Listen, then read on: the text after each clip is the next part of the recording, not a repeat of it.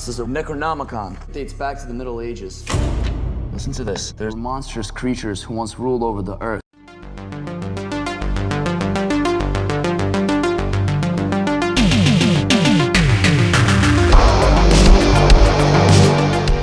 We are talking Castle Freak, specifically the 2020 remake. Now this one is directed by Tate Steinsiek, whose background comes from special effects mainly, and this will certainly come into play in the movie. It stars Clair as Becca, and you've also got Emily Swate and Jake Horowitz. Now the original Castle Freak movie was a 1995 full moon production that starred Barbara Crampton. Now, Barbara Crampton is actually the producer of this movie, and I suspect has a small cameo as a person kind of in a shroud towards the end of the movie, like a cloak. I recognise the bottom half of her face, even though she's uncredited. I'm pretty convinced it's her. But anyway, in case you are unawares of the story, it basically focuses on this Becca character who is blinded in a car accident. But then she inherits a house from her long-lost mother as she was adopted. Now, this house is in Albania, and she kind of moves out there with her boyfriend to obviously check it out. It's this huge castle in somewhat of a remote area. And obviously, as you can probably guess by the title, there is a freak within this castle. And eventually her friends will kind of come over to kind of help her deal with the house, but this freak has somewhat of a bloodthirsty nature. And as to what happens, you'll have to watch the movie to find out. Now, I have seen the original movie, but I saw it back when it was released in the mid-90s. So to be quite honest with you, I don't really remember a lot about it. It struck me one of the movies that I kind of enjoyed, but never really kind of were one of my favourites necessarily. But I did enjoy the kind of the full moon films back then. A lot of them were filmed in kind of Romania, and they had a real kind of gothic feel to it because they had this kind of Eastern European aesthetic to it. The original Castle Freak, I believe, was filmed in Italy, but this one was actually filmed and is set in Albania. Now, what can I say? What can I say in the plus column of this movie?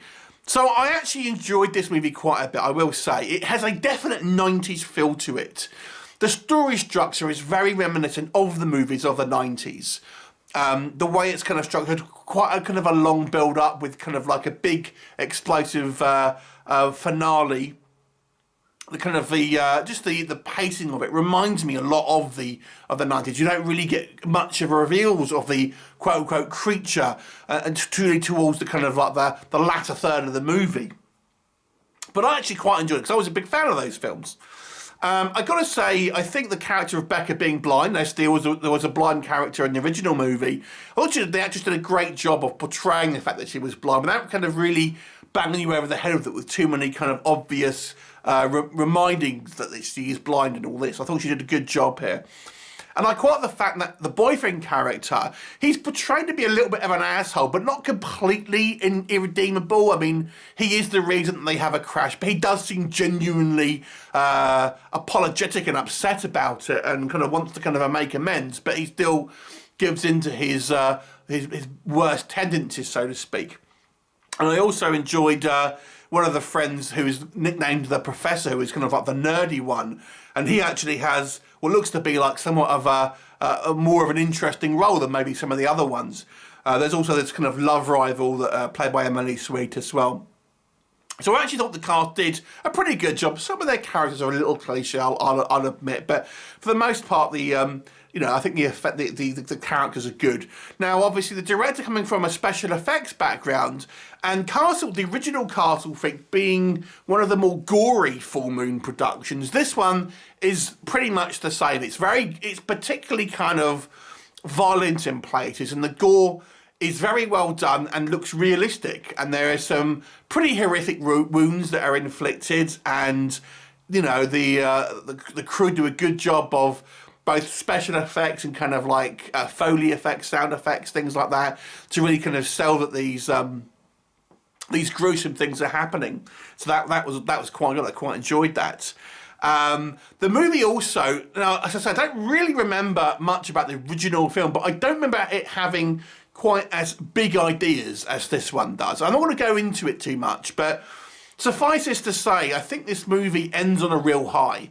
And I don't remember the original movie really doing this. The original movie had much more of a small scale threat, that whilst this one certainly seems like that initially in the kind of the first 2 acts, but the third act, it reveals that the kind of the consequences from this may be more far-reaching and may have more to do with some familiar things that you may have heard of if you are a horror fan. Again, I want to be vague because I don't want to spoil it for you, but I really enjoyed that. And there's some pretty bizarre moments in the movie in regards to some of the kind of the effects work and what kind of happens. There's also one of the most bizarre sex scenes you'll see in a little while that kind of make you go, I'm just saying.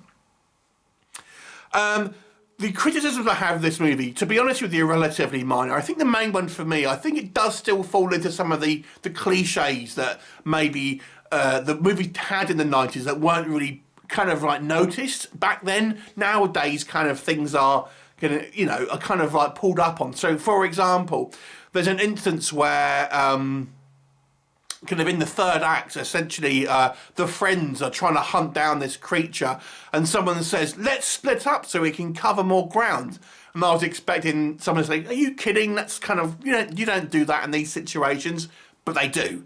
I'm thinking, oh, come on, you know, surely that has to be kind of referenced. I thought it was being set up to be somewhat of a kind of a self-referential moment, but it doesn't. It goes in for the full-on cheesy moment, and one of the characters goes with someone who is not particularly trustworthy, and I thought that was fairly obvious that I wouldn't, you know, if that was you were in their shoes, you wouldn't do it. Let me just put it like that.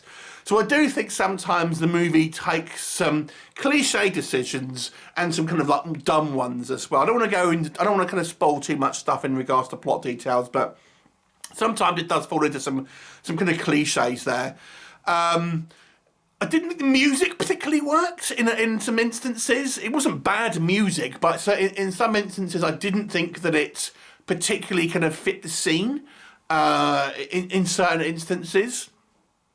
And I got to be honest with you, I think the first 2 acts of the movie pretty much feel like, you know, the good films, but it doesn't feel like it's going to be anything special. It's not really until you get to the third act where I feel the movie really kind of hits its stride. So it ends strong, which is good, and to be honest with you, because of that, I thought, wow, that was actually quite a good, you know, that was actually a pretty good movie. But I don't think the movie does a good enough job of maybe setting it up to some people. I think some people may be turned off in the first 2 acts because it seems somewhat kind of generic at that point. I think the movie, going back to some positives just for a second, as in the original film, the antagonist is a little sympathetic. I mean, think a little bit like Frankenstein, you know, that kind of stuff. And the movie does do that and kind of makes you feel somewhat kind of sympathy for this antagonist, even though it's obviously very vicious and stuff like that. But they also have to tell you to wait until you see the credits, because there is an end scene or mid-credit scene that is a doozy, that has a real Easter egg for you that hints towards a larger audience, a connected audience, a connected world, sorry, and possible to another movie that's going to be coming up again. I don't want to spoil anything to you, but if you're a horror fan and you watch a lot of horrors from the 80s, you'll either be pretty excited or a little bit miffed, depending on how you feel about remakes. Let me just put it like that. But to me, this was a good remake that actually elevated the original movie, which I enjoyed, but it was kind of like, yeah, it's fairly forgettable in the plethora of movies from the past. To one that I enjoyed this year, that actually, to be honest with you, is probably going to be on my top 10. I did enjoy this movie quite a lot. So I'm going to give this one a 7 out of 10. I enjoyed this movie, and it finishes so strong and goes for some really bizarre things, I have to say. Some bizarre images that you'll kind of remember. So I would recommend this one. It's a shame they maybe didn't kind of avoid the cliches a little bit as much as I would have liked. But you can't have everything, I suppose. 7 out of 10. Have you seen it? What did you think of it? Leave me a comment and I'll look forward to seeing it next time. Bye for now.